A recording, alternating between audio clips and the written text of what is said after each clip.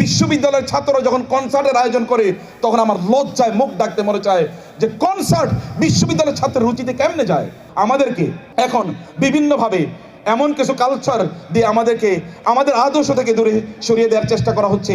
গান, বাদ্য, নাটক, সিনেমা অথবা তথাকথিত কালচারাল প্রোগ্রাম ইত্যাদির নামে আপনি দেখবেন কেবলমাত্র নষ্ট পশ্চিমা সভ্যতা আবিষ্কার করা অথবা আমদানি করার প্রয়াস কেবলমাত্র দেখতে পাই।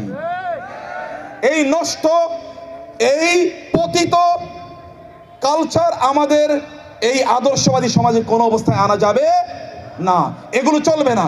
বিশ্ববিদ্যালয়ের ছাত্ররা যখন কনসার্টের আয়োজন করে তখন আমার লজ্জায় মুখ ডাকতে মনে চায় যে কনসার্ট বিশ্ববিদ্যালয়ের ছাত্রের রুচিতে কেমনে যায় বা ছাত্রীদের রুচিতে কেমন যায়। এটা তো কনসার্টের সমাজ না, এটা রুচির প্রশ্ন। রুচি যদি এরকম নিচে যায়, অধপতিত রুচি যদি হয় অথবা ডাস্টবিনের রুচি যদি তৈরি হয়, তাইলে কেবলমাত্র এখানে কনসার্টের আয়োজন করা চলে। সেগুলো খবরদার নিজকে ইউটিউব, ফেসবুক অথবা এই সোশ্যাল মিডিয়া থেকে দূরে রাখুন।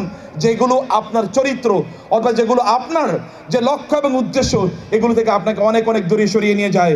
এগুলোর কাছে অনুগ্রহ করে এগুলোতে আসবেন না, এগুলোতে আপনার সময় ব্যয় করবেন না। ফেসবুক আপনাকে শেখাতে আসে নাই, আপনাকে ধ্বংস করতে এসেছে।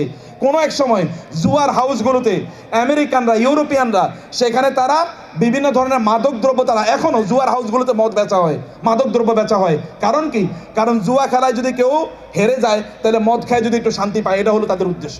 আবার ওইখানে কেউ সাইকোলজিস্ট থাকে, মনোবিজ্ঞানী থাকে ওদেরকে ট্রিটমেন্ট দেওয়ার জন্য, হার্ট স্পেশালিস্ট থাকে, কারণ হার্ট ফেল করবে যদি সে জুয়ায় হেরে যায়, ওই কারণে হার্ট স্পেশালিস্ট থাকে।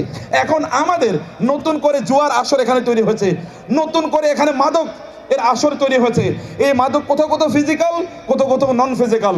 ফিজিক্যাল মাদক তো এখন বিশ্ববিদ্যালয়ের ক্যাম্পাসগুলোতে এখন আপনার মাদক দ্রব্য পাওয়া যায়।